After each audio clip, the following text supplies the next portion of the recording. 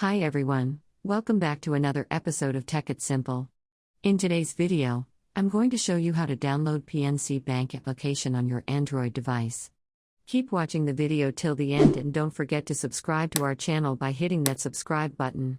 Also press the notification bell icon so that you will never miss another update from us. Now let's get started. Open up a Play Store from your app drawer.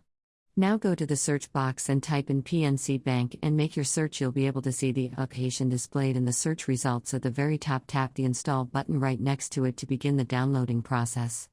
Your download might take a while depending upon your internet speed, or let's be sure to be connected to a strong internet, whether it is your Wi-Fi or cellular data. If you tap on the application, you'll be able to view the information about the app. Once it is done with the download, you will be able to see an open button popping up. Simply tap it on to launch the app open. That is how you can easily get PNC online banking application downloaded on your Android device. Sign into your account and happy banking. I hope the tutorial was helpful to you. If it was, go ahead and give us a thumbs up. I'll be back soon with more tutorial videos like this. Thank you for watching.